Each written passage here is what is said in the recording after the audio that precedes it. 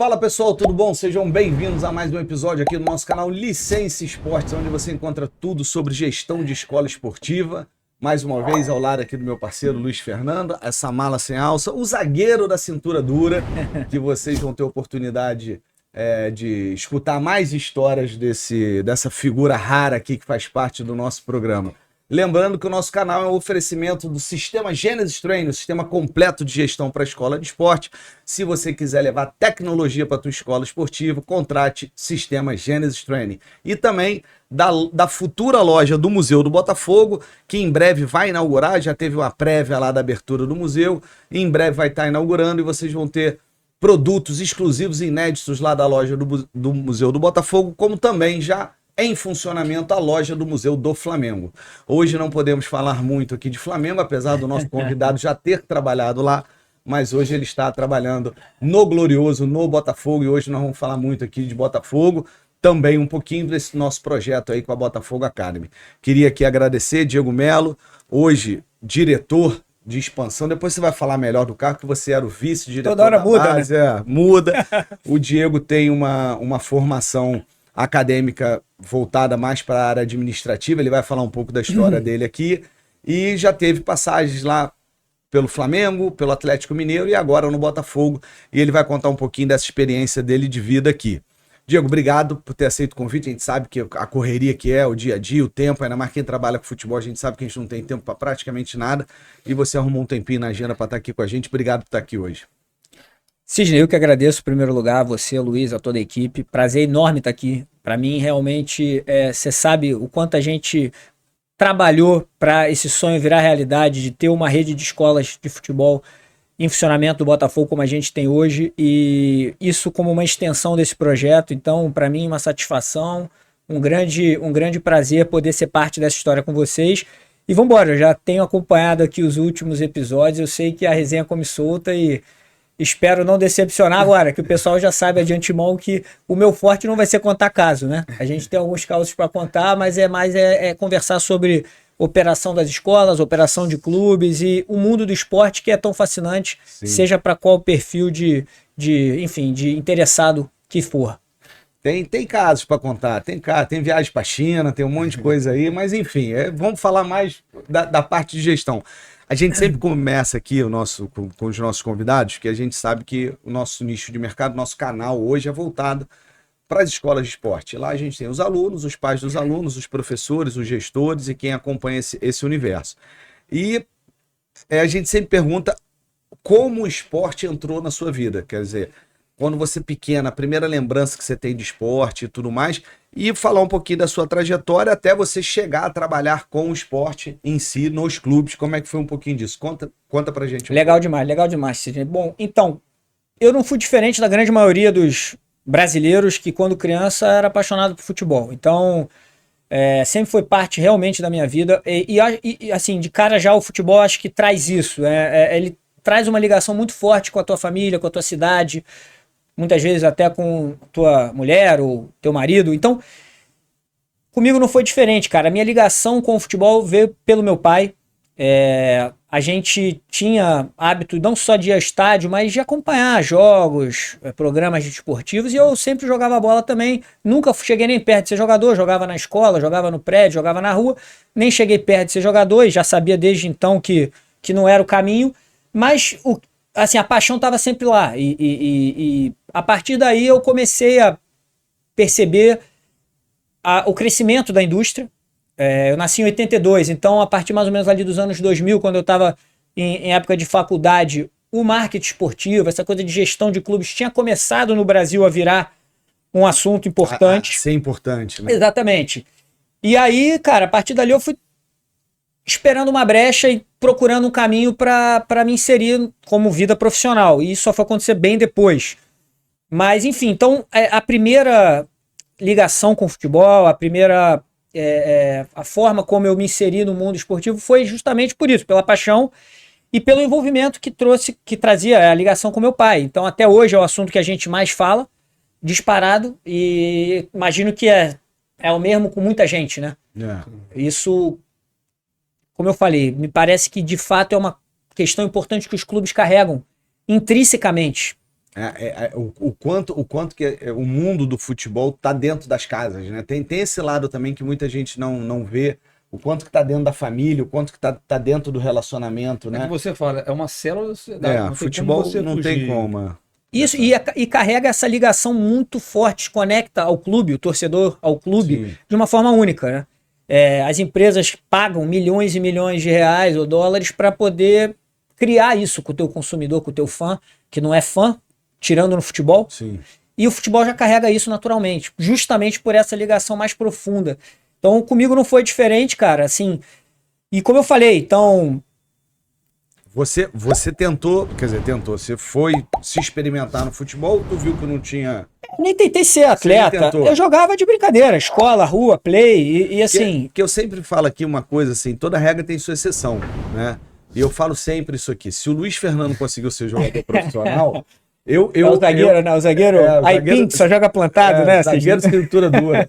E eu falo pro pessoal que tá assistindo, você que é criança, procure aí os melhores momentos de Luiz Fernando jogando, porque se Mas ele jogou com o Romário, né? Dizem aí, a não. lenda, diz a lenda. fez pênalti no Romário, o Luiz ajudou a construção do futebol, O milésimo gol do o Romário. milésimo gol do Romário, uma das grandes histórias Umzinho, do pelo menos, está futebol. na conta dele. Entendeu? Se tivesse jogado mais tempo, ia Ia ser ser vários, mais. né? Porque Se tivesse gasto casa de aposta, eu tinha ganhado dinheiro. E aí, mas assim, quando você vai fazer o vestibular, né? Que Aham. você qual é a tua formação? Como é que você define? Então, assim, o que eu tava contando. Então, assim, cara, eu gostava muito de jogo de gestão de clube, o famoso, na época não era nem Football Management, era Championship Management. Antes até tinha um que chamava Italia Manager, que era anos 90 lá, que o campeonato italiano era forte. Então, sempre com essa pegada de ver futebol presente na minha vida, na TV, no estádio, jogando de brincadeira com os amigos e jogos de computador que tinham essa vertente muito de gestão. Sim. Então ali eu já de cara via que naturalmente tinha a ver com a minha personalidade, com o meu jeito de ser, com o que eu curtia de estudo, a minha área que eu escolhi para estudar. Então foi essa. Eu estudei faculdade de administração, então era natural o meu caminho na gestão. E aí poderia sim ter caído mais para o lado de marketing, que era o que na época fazia mais sentido, como a gente falou agora. O marketing esportivo foi, acho que, a primeira grande área de empregabilidade forte aqui no Brasil para os clubes de pessoas que não da área técnica. Mas acabou que também o negócio não decolou tanto. Entender essa relação do clube com o fã, Exato. como você falou, como Exato. com o torcedor, melhorar a experiência do Exato. jogo. Isso tudo começou muito nessa época. Exato. mesmo, né? Rentabilização de patrocínio, Isso. toda a conversa sobre arenas, que na época nem falavam arenas, né? Mas enfim, era isso. Realmente o marketing esportivo criando as suas primeiras não, porque isso, se for Sim. remontar na história, sempre vai ter, em algum momento, outras épocas. Uma importância Foi muito ganhando uma grande. importância, principalmente comercial, Sim. atingindo cifras que ainda não tinham atingido. E pensando que eu também sou de 82.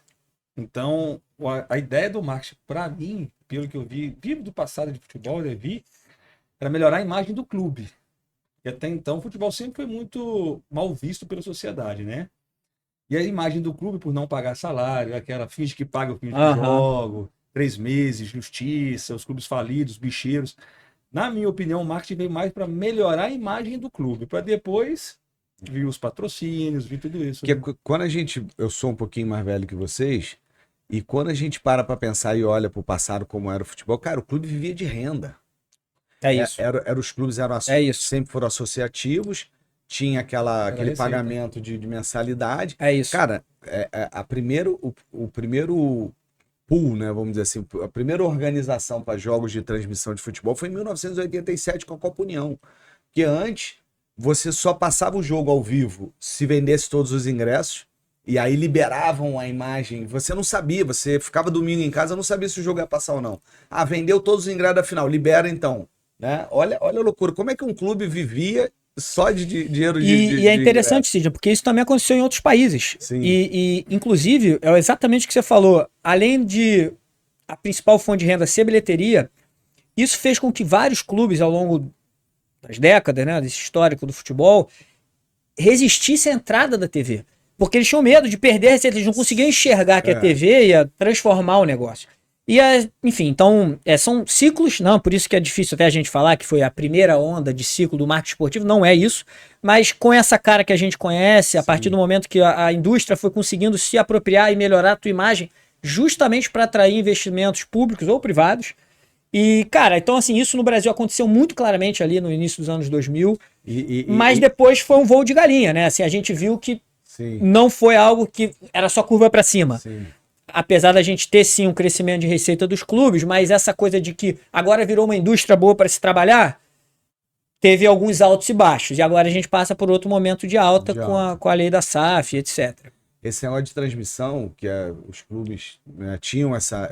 Verdade, tinham medo de. Não vou transmitir porque eu não vou vender Inclusive ingresso. na Inglaterra, porque- na Espanha. Não, e aí você vai pro basquete americano e você vê claramente na história lá do Michael Jordan o quanto que a ESPN cresce Perfeito. junto com a aquisição dos direitos da NBA. Quando o Michael Jordan vai e Perfeito. começa. Cara, é impressionante, assim, quem gosta aí de marketing, gosta dessa parte do como o esporte, não só o futebol, mas como o esporte se desenvolveu Perfeito. nessa relação entre marketing, imagem, televisão, patrocinadores.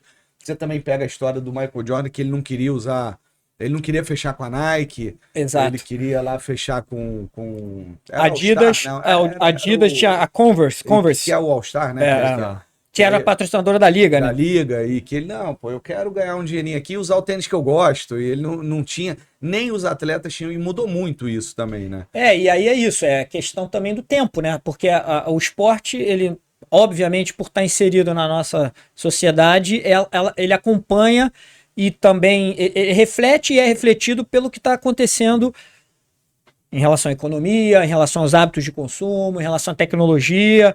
E aí essa combinação de fatores fez com que realmente o marketing esportivo ganhasse essa outra cara a partir mais ou menos ali lá fora, um pouco antes, Sim. anos 80, 90, e a gente demorou um pouco e chegou aqui mais ou menos nos anos 2000 essa onda. E eu vou te fazer, eu vou trazer para o presente, depois a gente vai voltar, porque eu quero saber como você chegou no clube, né? Que até então estava falando da formação dessa paixão, mas aproveitando para a gente não perder, você falou um negócio aí das ondas, das curvas, das mudanças. Na sua opinião hoje, que eu não tô vendo isso acontecer lá fora, e muita coisa acontece primeiro lá fora, né? Sempre aconteceu na Europa, inclusive sair do formato clube associativo para as SAFs internacionais também foi um movimento lá que agora tá chegando aqui, mas eu vejo no Brasil um movimento que eu não tô vendo acontecer lá fora, me corrija se estiver enganado, você fez os cursos da UEFA aí, você viajou pra caramba agora há pouco tempo, dos clubes quererem mudar, tirar o direito de transmissão da televisão e eles terem os seus canais próprios com um boom da internet e eles transmitirem os jogos dele pela internet. Isso tá acontecendo lá fora também, não? Fala um pouquinho disso. Para jogo, cara, para transmissão de jogo ao vivo, a gente ainda não tem esse fenômeno, assim, isso ainda não mudou a esse ponto. Apesar de sim, isso já é até anterior até a essa questão de lei de SAF, né? De fato, veio lá nos anos 2000 com a internet, né? Acho que não tem como fugir disso, né? A grande disrupção, a grande transformação foi com a internet ali a partir dos anos 2000 e cada vez mais disponível de forma barata em larga escala. Então, o que isso gerou de impacto, isso já é uma conversa relativamente antiga, como eu disse, é que você desintermediou a transmissão da mensagem. Então, o clube ele pode se comunicar direto com o seu torcedor, com o seu fã, e não é só o clube. A gente está fazendo aqui exatamente isso, a né? mesma coisa. Então, imagina, a gente consegue... A gente querer ter um canal de televisão, Exatamente. Você tem a intermediário. Então, a mensagem ela pode ser passada direto pelo clube. Agora, evento ao vivo, que é o que no mundo todo, pelo menos nas grandes ligas, o futebol de alto nível, de rendimento, é sim dinheiro de direito de transmissão, é a principal fonte de receita dos clubes. Então, ainda não é esse o cenário dos clubes terem os teus direitos na mão e passarem eles os jogos. Isso a gente ainda não vê. Tá? O que não quer dizer que esse movimento, como eu falei, de aumento de conteúdo e de transformar o clube realmente numa plataforma de engajamento, ele não aconteça. E a gente viu um fenômeno agora, pelo menos na minha opinião, em relação às Olimpíadas, que foi a TV Cazé, né?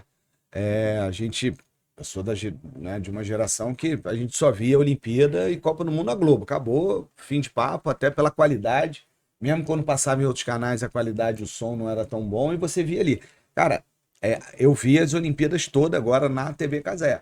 E assim, meu filho, ele não vê jogo na televisão, ele vê É. no YouTube, assim, e é uma transformação que está acontecendo que é muito grande. Isso eu acho que assim, o ponto legal de destaque que eu sempre costumo falar a respeito disso é passar a real visão de quem está querendo entrar na indústria, de que, de fato, primeiro, é um momento diferente. A gente, sim, vive um momento no futebol brasileiro, particularmente, de grandes oportunidades, de uma conjuntura de vários fatores que fazem com que o futebol brasileiro se torne atrativo para investimento e, com isso, surjam novas oportunidades. E uma das questões justamente diz respeito a essa indústria, vamos chamar assim, satélite, né? Essa indústria periférica ali, que não só clube, ou confederação, ou liga. A Cazé TV é um exemplo, a Live Mode é um exemplo. São empresas que estão associadas à indústria, que estão remuneradas e têm como negócio principal aproveitar ou explorar negócios conectados ao futebol, mas que não são os clubes. E isso é uma coisa completamente nova aqui no Brasil, né? De fato. Sim.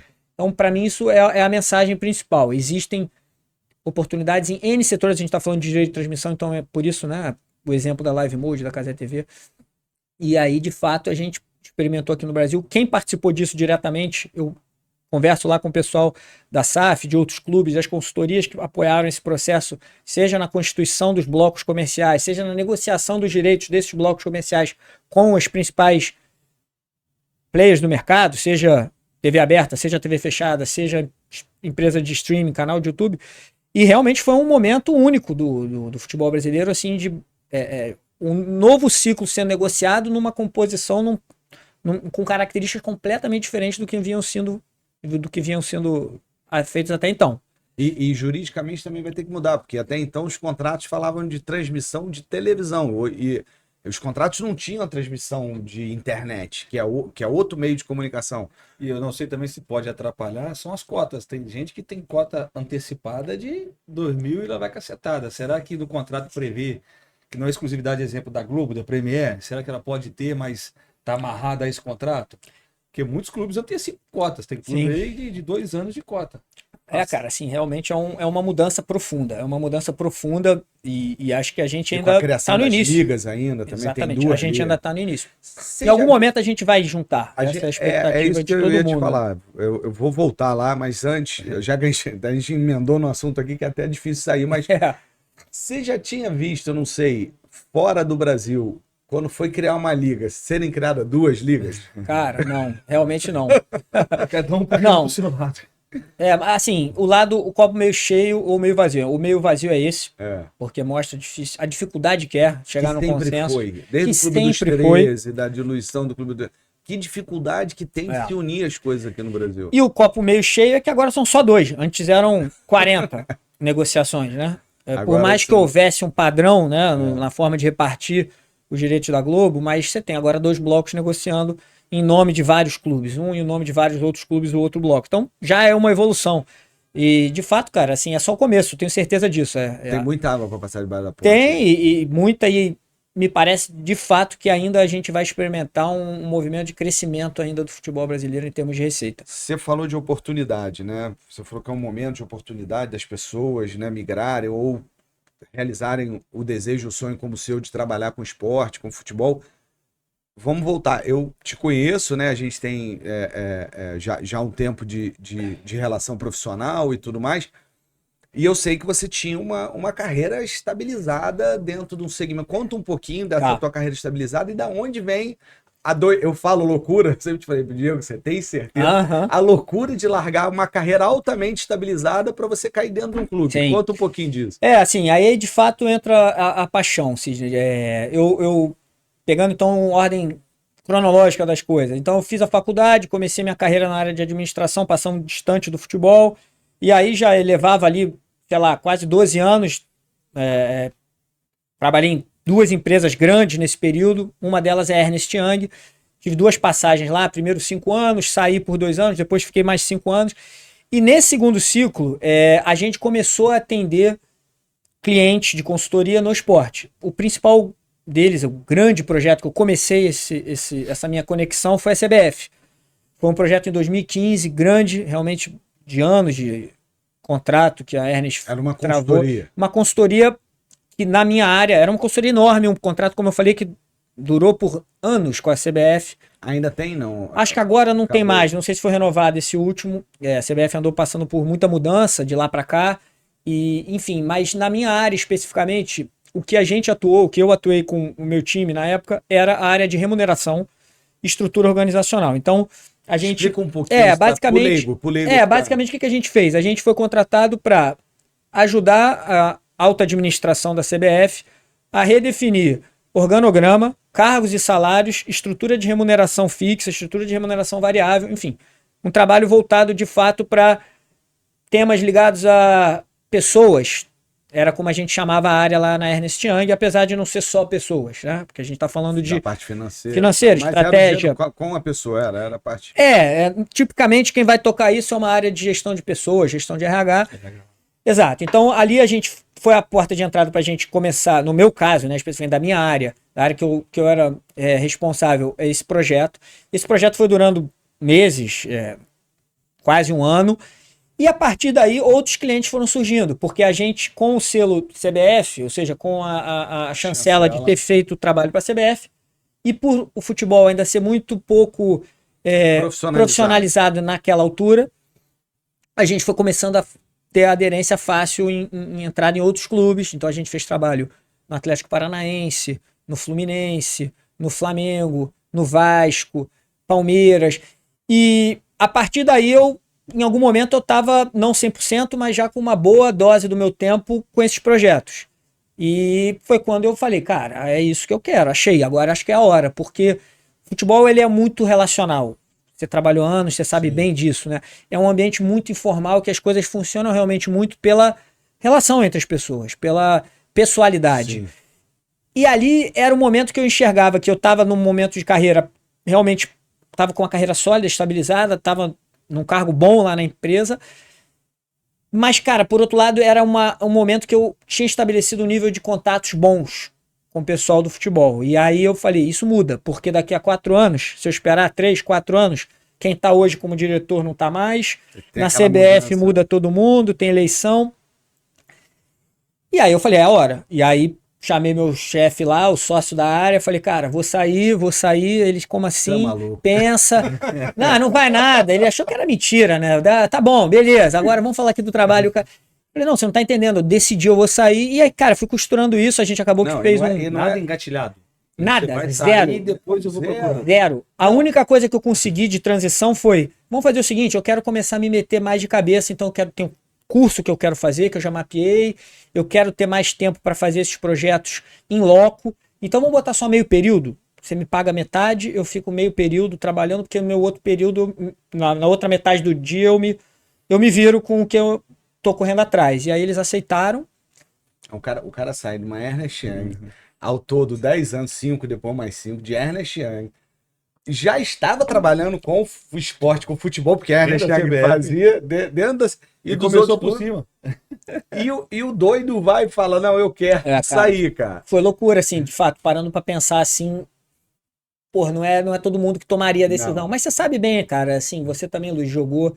Cara, paixão é paixão, né? Tá lá dentro. E por mais que eu tivesse muito próximo já, mas não é a mesma coisa, né, Sidney?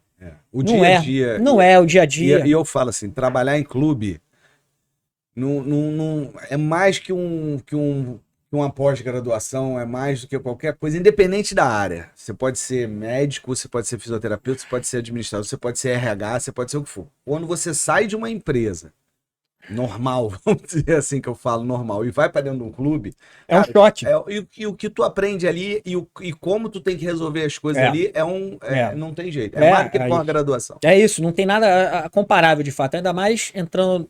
a gente vai falar um pouco sobre a tua experiência da base, que eu também tive agora, esse último ano, à frente ali do dia a dia da base, é um negócio insano. É um negócio insano de fato, assim. Mas, cara, era isso. Eu precisava viver e achava que era hora, pedi as contas, comecei a bater na porta da galera que eu tinha. Chamando para almoço, para café, vambora. Era muito recente meu contato com as pessoas, então não foi tão difícil. Assim, a verdade foi essa. Assim, com 3 meses eu já estava com 2 propostas, uma para trabalhar para a CBF na organização da Copa América de 2019. Isso foi em 2018, né? Foi mais ou menos ali março de 2018 que eu pedi as contas. Foi meu último dia, foi carnaval de 2018, entre fevereiro e março. E a outra do Flamengo. E aí me consultei lá com um sócio, grande amigo lá, ex-Ernest Young, que agora é ex-Ernest Young, na época era o sócio líder da indústria esportiva lá, que é o Alexandre Rangel. E ele falou, Diego, o lugar pra você estar é no Flamengo. E, cara, eu falei, ele tem razão, assim, por mais que CBF fosse muito sedutor, mas o Flamengo era o projeto do momento, assim, o que vinha se Foi em estruturando. Bandeira? Foi na gestão Cara, da era Bandeira, era 2018, então era Foi a reestruturação ali da parte, vamos dizer assim, financeira do Flamengo. já o segundo mandato Era dele. o segundo. Ele começou em 2013 esse trabalho lá, o primeiro mandato dele, que a Ernest Young apoiava. Eu não estava envolvido ainda, era uma outra área da Ernest Young, mas eu acompanhava, e então isso já era o segundo mandato dele. Bandeira, Fred Luz, Márcio Garotti, que era o diretor financeiro, o Bruno Spindel já estava lá, então Marketing, o Bruno estava no na época ainda estava no marketing, como diretor de marketing. E logo depois assumiu como diretor geral com a saída do Fred. Enfim, cara, então foi uma decisão difícil, mas E qual foi teu papel? Você foi contratado eu para fui quê? contratado para trabalhar direto com o CEO, reportando direto para o Fred Luz, então, na época, pegando carona no trabalho que eu tinha feito, parecido com o que a gente fez na CBF, a gente tinha feito no Flamengo.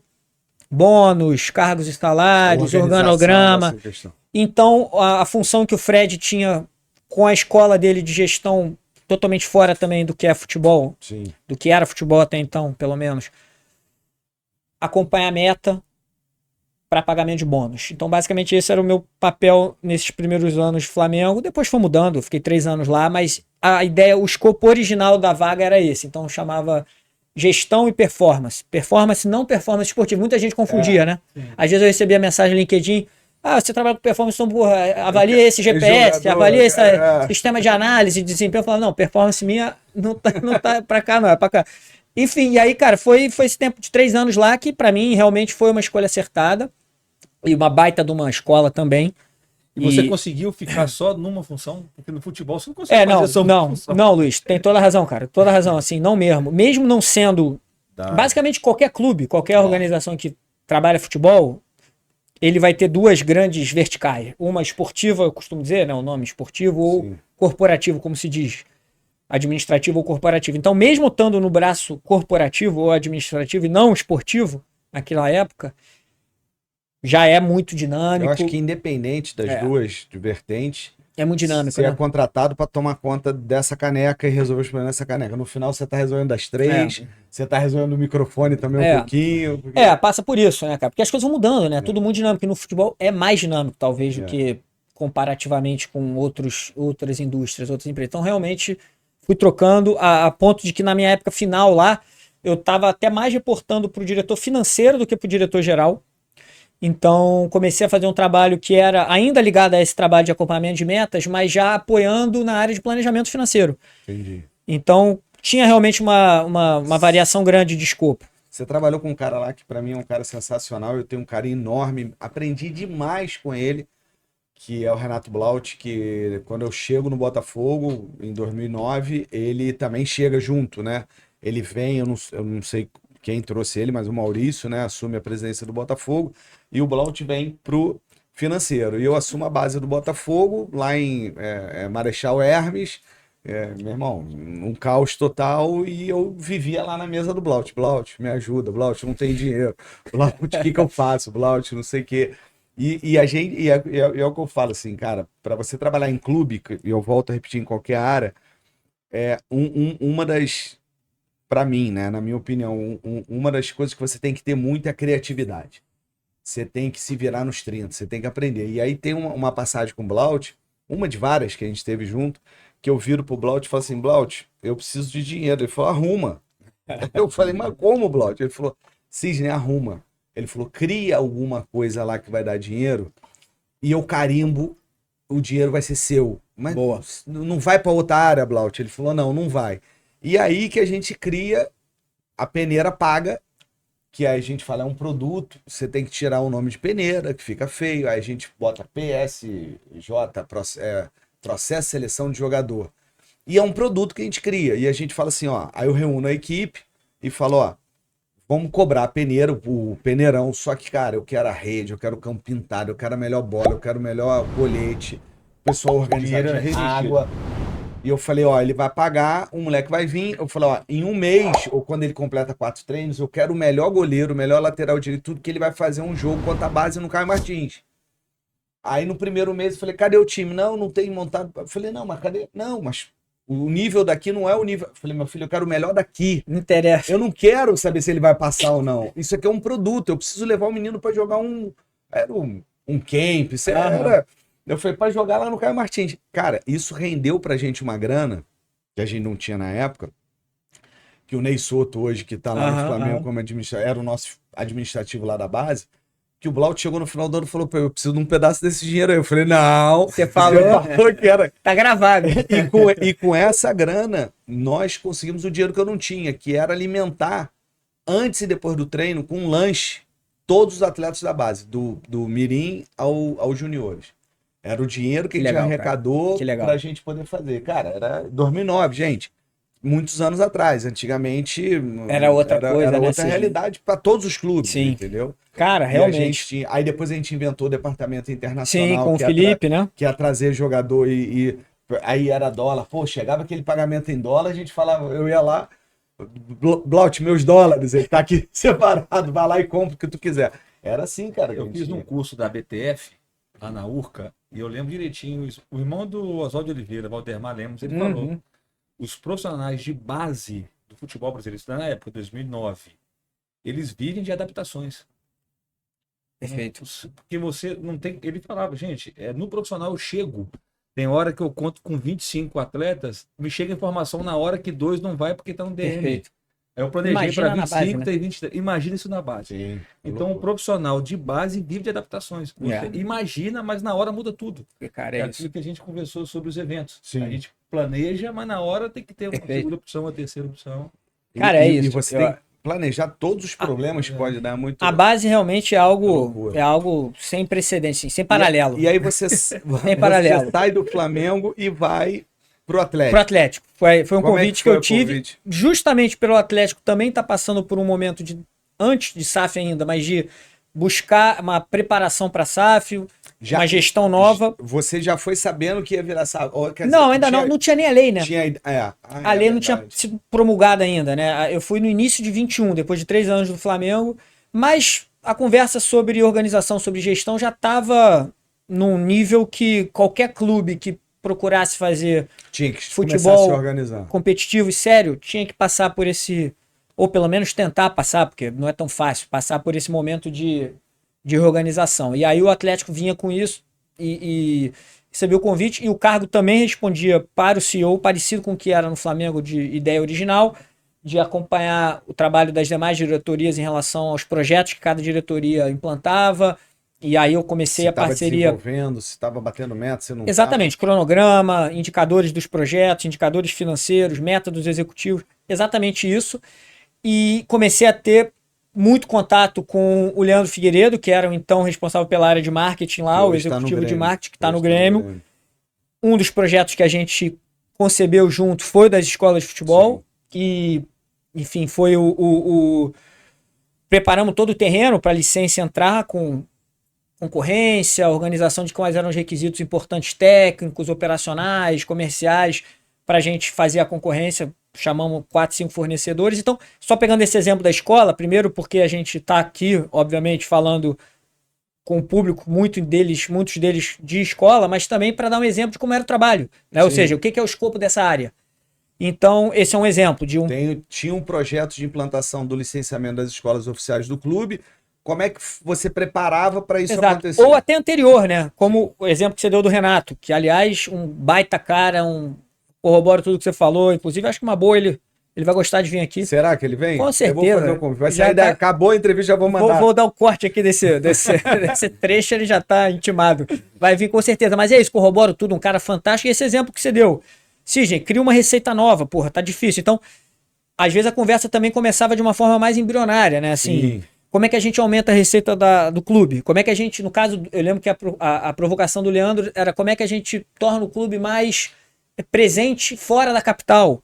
Então a conversa vinha muito daí. E, enfim, mas é um exemplo. E aí durou um ano lá o meu período trabalhando lá.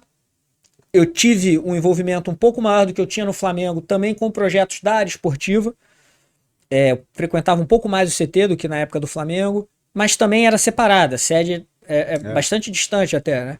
E, enfim, então ainda não era aquele dia a dia que eu também...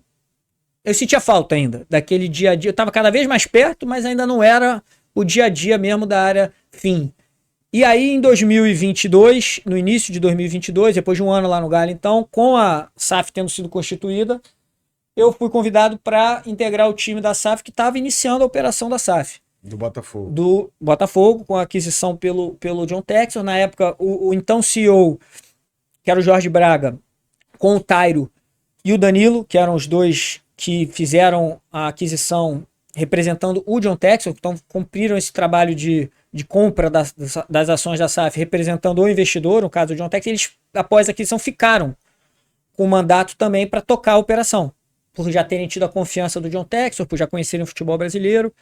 Então, na verdade, era uma gestão compartilhada entre os três, né? O Danilo, o Tário e o Jorge Braga. E participei desse início, fui escolhido por eles. Você podemos dizer, não me corrija se estiver enganado, o número 1 fui. SAF, vamos dizer, Fui. funcionário número 1 da contratação. Cara, fui o 01 ali para estruturar a empresa. Antes de mim, para ser justo, 2 pessoas tinham chegado, mas que não passaram por esse mesmo crivo. Ou seja, foram contratações direto pelo John Textor para estruturar a área esportiva, que foi o André Mazuco, diretor de futebol da época, e o Alessandro Brito, que está até hoje na SAF, tinha entrado na época como Head Scout.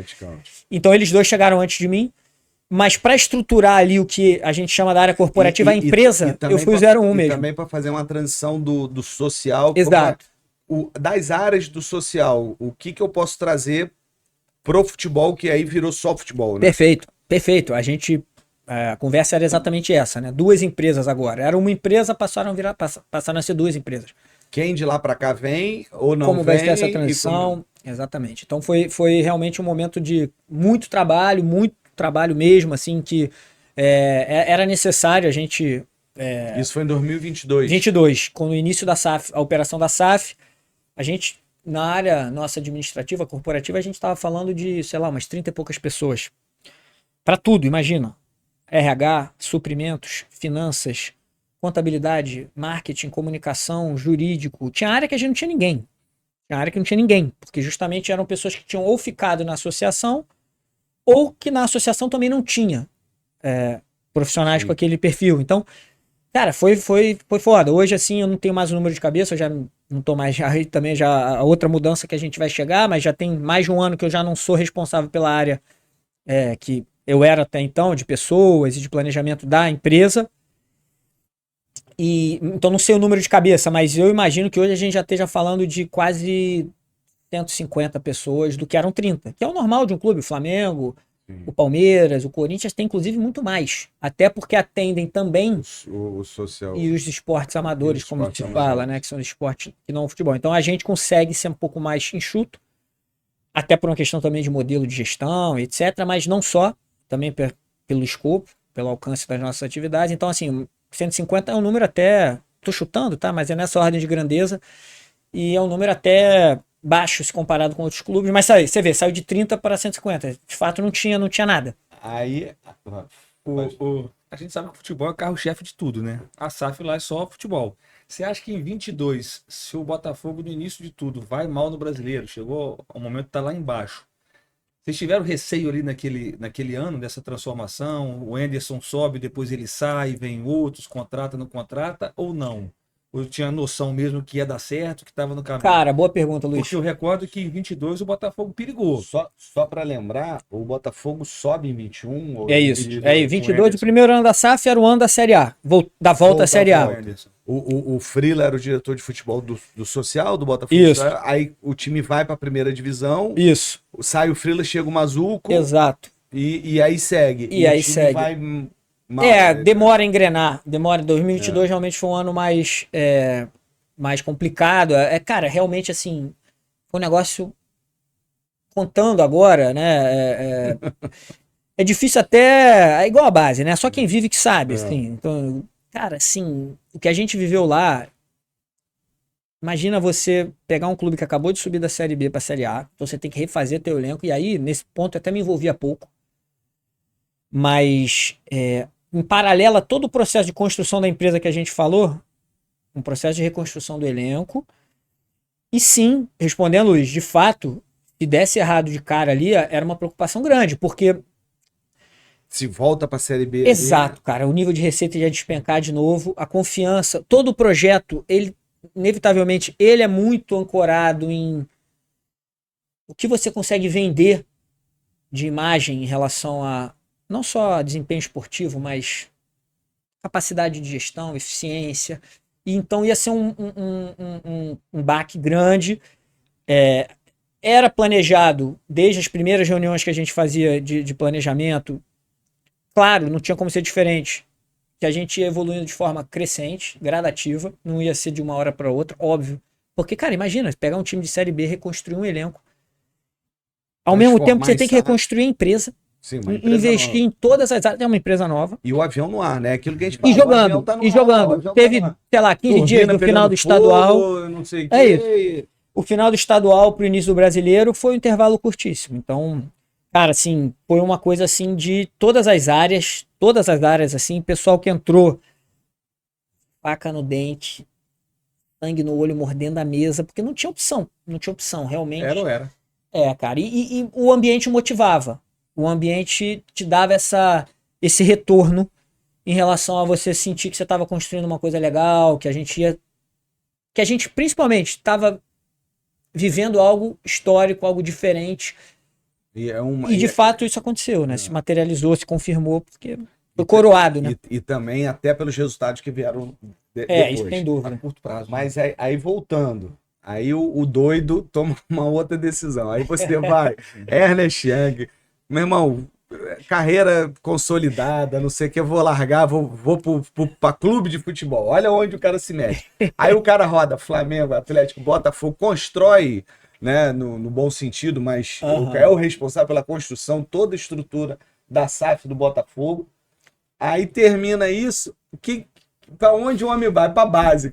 Cara, que loucura. Essa outra porque decisão. assim, aí, cara, do assim, Botafogo, né? porque depois de. Então, fiquei nessa cadeira lá uns 2 anos e pouco, né? Até. 2 anos, bateu 2 anos. Do início de 22 até o início de 24. E o negócio foi ficando, entre aspas, rotina, né? Assim, você já não vivia aquele momento mais de ter que reestruturar tudo do zero, a área já estava começando a rodar de forma mais automática, a gente foi crescendo, eu estava no final com 8 pessoas, então. Aí tava enjoado, tava assim, não tinha desafio. Não, desafio tinha, mas assim, porra, eu queria. Eu sempre tive como visão, como ideia mesmo, como até pode dizer sonho, tá no dia a dia. Do futebol. Do futebol. Não do clube. Você já tava no clube no dia a dia do e na SAF eu tava, aí sim, bastante integrado. No dia tanto com o Mazul, como com o Pedro Moreira, que ficou lá, com o Alessandro Brito. A gente... O Pedro tá no Atlético agora. Tá no Atlético, exato. Então, assim, a gente tinha uma relação, tem até hoje, mas na época que a gente trabalhava junto, é uma relação muito próxima de colaboração, de construir juntos. Mas ainda assim, cara, não é a mesma coisa, ainda não é a mesma coisa. E aí eu falei, cara, Tairo, vamos atrás de alguma coisa aí, pensa alguma coisa pra mim. E aí, cara, foi construindo uma... Porque também não é fácil. Não é fácil você ter uma janela adequada. Pra você falar, cara, vai que agora você vai dar bom, tá aberta a janela. E por essas questões circunstanciais, tinha-se a decisão que ia ter uma reformulação na base, mas principalmente na estrutura da empresa, que a base ia reportar para ele.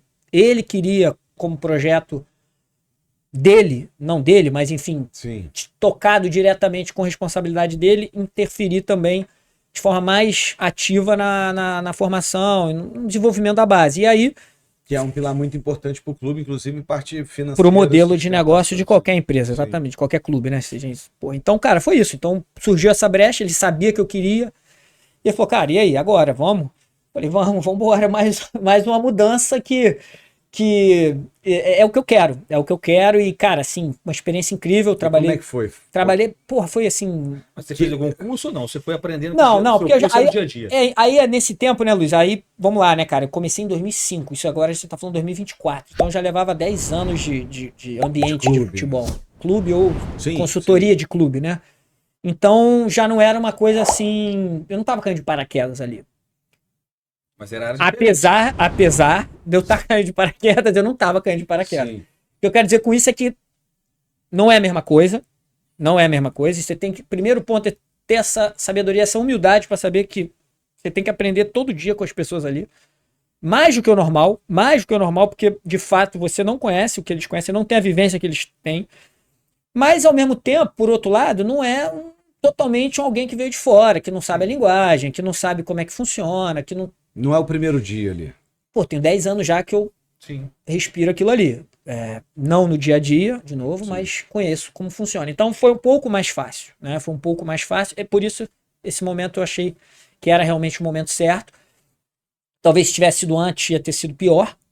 A gente nunca vai saber, mas enfim, não adianta também pensar. E foi quando abriu a oportunidade. E foi uma experiência incrível, cara, assim, porque. E eu falo foi porque já mudou de novo, né? Depois de um ano eu já a gente mudei vai de novo. falar de novo. A gente agora. A gente ainda vai chegar lá, mas. Agora, nesse novo trabalho de responsável pela expansão da rede das academias e de parcerias, foi algo que foi construído a partir da minha chegada lá com esse cargo. Eu assumi então como vice-diretor da base, eu respondia para o Léo Coelho, que era o diretor da base, que respondia então para o Tairo. Então, o dia a dia ali, contrato de atleta, fornecedor, contratação de profissional, revisão do plano metodológico, captação, saúde e performance, desenvolvimento humano, todas as áreas que são Técnica. atuação diária da base, eu apoiava o Léo na gestão, tomando decisão ali sobre todos esses aspectos, né? E aí o projeto das academias foi um dos projetos que mais também gerou visibilidade, interna e externamente. Foi o que me deu, então, o passaporte para trocar novamente, porque apesar de eu estar bem lá, gostava do dia a dia, e continuo sendo parte do dia a dia, mas precisava de alguém mais focado para o desenvolvimento dessa unidade de negócio. E aí foi a visão do Tairo, novamente do Tairo, nesse caso partiu até mais dele do que de mim. Ele falou, por que você não assume de vez com a nossa viagem para a China? Sim. Ele viu o potencial e falou, a gente precisa ter alguém focado nisso, topa? E eu falei, topa, vambora. E no final foi bom, porque eu não tô mais no dia a dia ali, mas eu continuo conectado, porque essas parcerias, elas inevitavelmente dependem da área técnica. O dia a dia do projeto passa pela base, né? Os estágios dos professores, os eventos que vão existir, toda a parte de indicação de atleta, o projeto, inclusive na apresentação que você faz, né, e fala sobre o projeto, vem as academias, que é a capilarização e a base maior de quantidade de alunos futuros, que a gente já está com mais de 1.000 alunos em 17 unidades, 15 unidades. 19 inauguradas. O Diogo me passou hoje. 19 inauguradas e comercializadas temos mais de 30. Mais de 30, né? Entendeu? Então, assim, você tem uma base aqui de alunos e de marca e de posicionamento. E aí entra tudo, marketing, entra, né, a parte de gestão metodológica, entra. Depois vem a base e depois vem o profissional, né? É o triângulo. Isso. Tá aí. É isso, exatamente. É um estágio da formação. Sim. E requisitos para parcerias técnicas, como que a gente vai abordar os clubes para eventuais projetos de transferência de metodologia, que é o caso lá da China. E aí eu comecei a pesquisar, cada vez mais entrando de cabeça no assunto. O Lyon já faz isso. Sim. Com a Federação de Futebol do Vietnã. Ele já tem uma parceria que é exatamente no mesmo modelo que a gente desenhou com o governo da China, com o governo lá de Wenzhou. E então, cara, realmente não tem como estar desconectado do dia a dia. A diferença é que eu não tenho mais aquela responsabilidade de ficar acompanhando a rotina. A gestão do dia a dia. A gestão, a rotina em relação à tomada de decisões que são... Aí entra o que a gente estava falando antes, né? É um negócio, assim, realmente assustador, cara.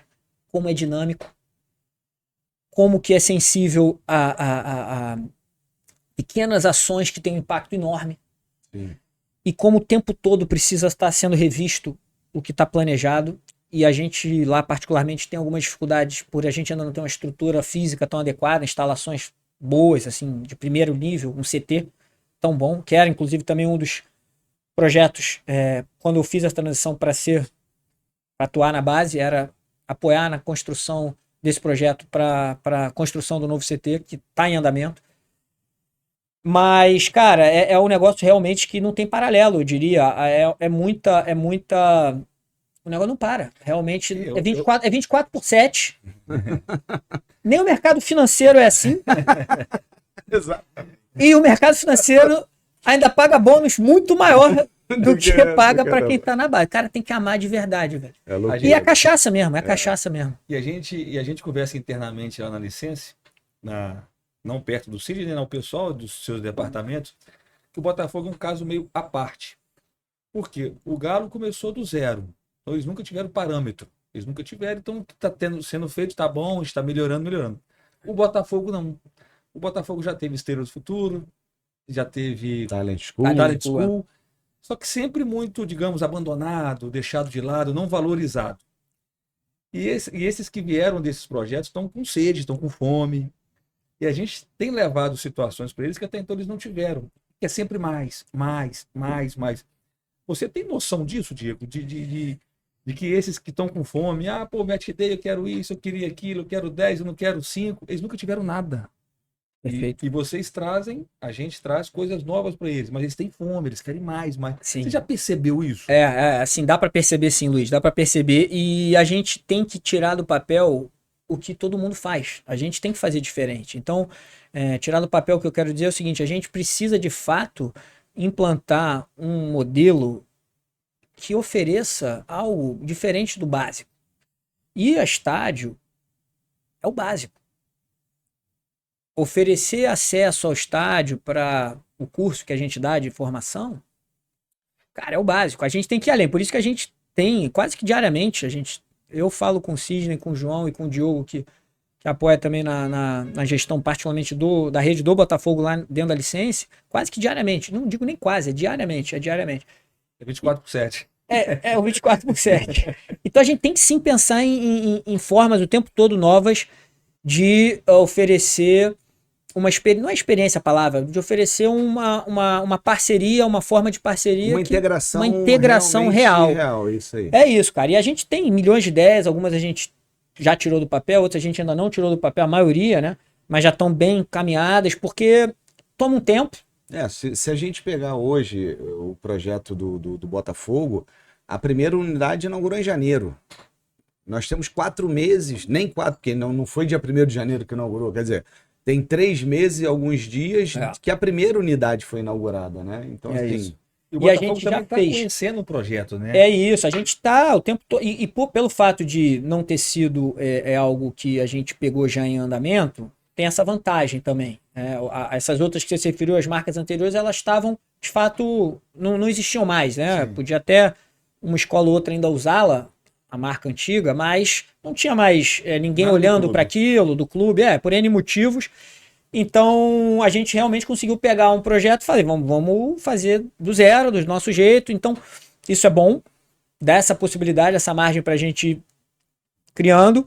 Não, e vocês valorizaram É o isso, time. Luiz. É o que eu ia falar, assim, o ponto que eu vejo como chave, que a gente tem muito na nossa equipe, digo nossa equipe falando até como parte da licença, sendo uma equipe só, a gente faz o negócio com um carinho que faz diferença. Porque a gente realmente gosta do assunto, a gente se importa e a gente tá o tempo todo entendendo o que tem de lacunas que a gente pode aparar. E a gente já fez coisas diferentes que ninguém tinha feito antes, cara.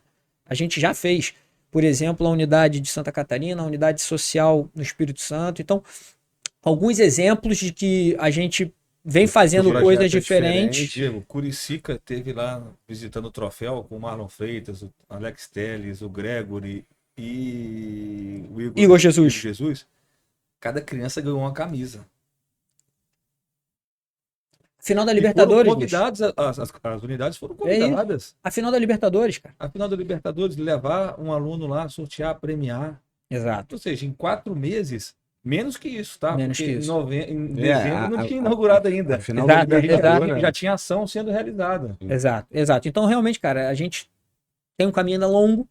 A gente sabe que os licenciados têm essa sede. Essa sede. E é normal, né? Muitas vezes eles são torcedores. Sim. Então eles precisam. É o que você falou, eles querem cada vez mais e a gente vai atender.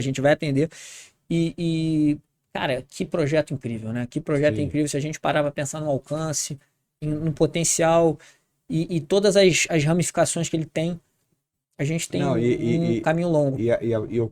Quando eu falo, né, que a licença, quando busca um clube, a gente busca ser empregado do clube, né? A gente faz um serviço uma prestação de serviço para o clube, né? A verdade é essa, mas o clube tem que abraçar o projeto. E quando abraça o projeto, é impressionante como é que as coisas acontecem.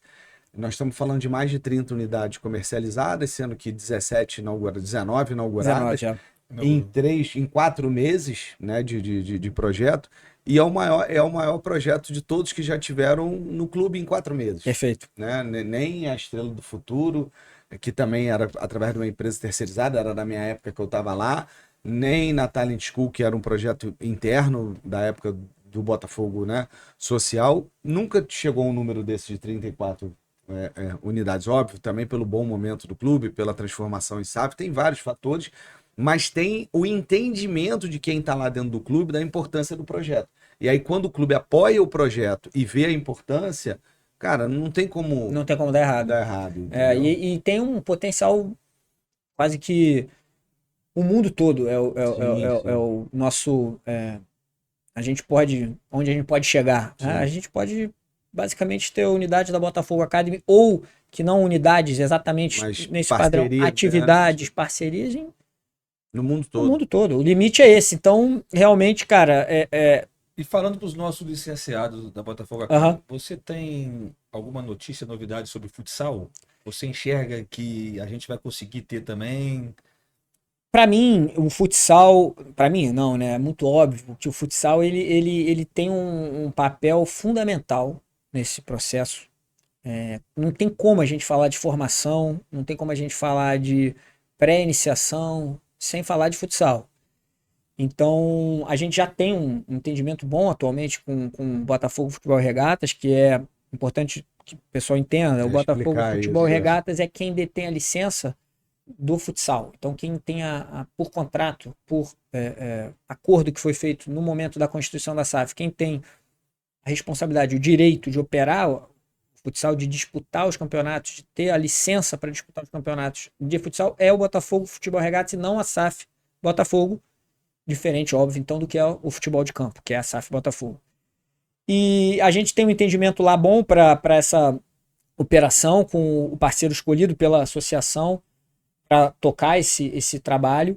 E o fato de ser em General Severiano os treinos e de ter essa pré-iniciação hoje do campo sendo também tocada por essa mesma equipe facilitou muito essa integração. E a gente espera, de fato, que isso seja o próximo passo. É algo que não vai depender da SAF. Então, não posso dizer aqui quando vai, se vai ou não, mas não tenho dúvida de que tudo isso que eu falei, e até por uma questão financeira, a associação, ela tem necessidade de caixa muito maior do que a SAF, que tem os contratos todos do futebol. Sim. Então... E é um ativo, e pode virar um ativo para eles, de receita, né? Exato, é uma linha de receita que hoje eles não têm. Exatamente. E o futsal no Rio é muito forte, né? Sim. É muito famoso, né? Nós já tivemos algumas reuniões, boas reuniões, e agora o Diego está tocando isso diretamente lá com... Agora que o Diego veio, né, para essa função, esse novo desafio aí na carreira dele, ele vai estar mais à frente disso e com certeza ele é a melhor pessoa hoje para desenvolver essa conversa com o Botafogo Futebol e Regatas, né, com o social, para que a gente possa botar esse projeto em prática. Teremos novidades em breve, espero. É isso. Não adianta prometer muito, mas... Não dá para prometer, mas teremos vai sair. Se não sair... é uma pergunta deles, aí já... Sim, e se não sair, a gente manda o Luiz Fernando embora, tá tudo certo. Eu tenho a ver com futsal. Aí ele abre a dele, né? Ele abre a dele. Se mandar embora, vem futsal. É a escola de back do Eles futsal. vão juntar lá, pagar o meu salário e mandar embora. É a escola de back de futsal. Como não se faz? Diegão, a gente já passa rápido. Passa rápido, velho. Muita coisa. Passa rápido. E tem muito Falar de assunto para futebol, conversar, né? Futebol é a vida toda. Vai deixando, vai o dia todo. Cachaça, gosto de cachaça. Já fica aqui o agradecimento e também um novo convite. A gente espera ano que vem a gente trazer você de novo aqui para a gente estar falando Espero que você ainda esteja Nova nesse função. cargo. Essa nova função. Essa é a parte mais difícil. Eu espero que você continue. Ou não, vamos Ou falar melhor. de outro. Ou melhor. Vamos falar de outro desafio teu aí na vida profissional. Mas, cara, obrigado demais por você ter vindo aqui. Obrigado por entender o tamanho desse projeto e como é que se diz, ter abraçado esse projeto da maneira que você abraçou. Não tenho dúvida que já é um sucesso e vai ser cada vez mais. É aquilo que você falou, um projeto novo, vamos aparar algumas arestas, vamos melhorar, vamos desenvolver. Daqui a pouco a gente tá em outro nível. Espero que você volte aqui.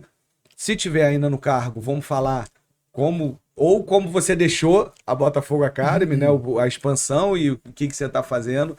Mas obrigado demais por você ter vindo aí, ter tirado esse tempo aí para bater esse papo com a gente. Claro. Obrigado, eu que agradeço novamente o convite, Sidney. Como eu falei no início, Luiz e Sidney, tenho muito orgulho do que a gente está construindo e a nossa parceria realmente é algo que vai fazer a diferença, como já está fazendo, não só para o Botafogo, mas para a vida de muita gente. Que no fundo, essas escolas de futebol e a base, Sim.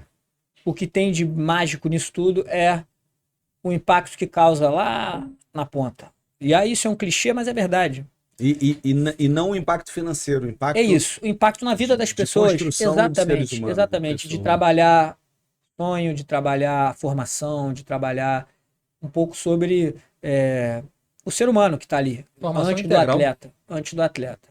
É isso aí. Então, agradeço, tenho certeza que a gente está só começando e contem comigo para botar a licença onde ela merece. Não sabemos até quando, porque o homem, a cada 2, 3 anos, ele muda. Aí, mas enquanto você tiver, vamos aproveitar. Vamos aproveitar. Aí não é ruim não, hein? Tomara. Não é ruim não, hein? Tomara, vai lá e traz as escolas do Leão também pra gente desenvolver aí. Mas obrigado de coração. Pessoal. Obrigado. Meu parceiro, obrado. Hoje a gente até que não brigou muito, graças a Deus, foi mais na Essa paz, né? E queria Rede aqui... social do Diego. Ele tu não é muito... Sou mais do LinkedIn, cara, atualmente. né? Então, O Instagram gasta muito tempo. bota o LinkedIn dele aí, por favor, meu diretor. Vê se faz alguma coisa. Fica o dia inteiro, 1 hora aí sentado sem fazer nada, só olhando, escutando. Queria aqui agradecer você que assistiu, que gostou, que tá aí. Por favor, pega o link, manda pra família, manda pros amigos, manda pra galera que trabalha em outras áreas e quer trabalhar com futebol.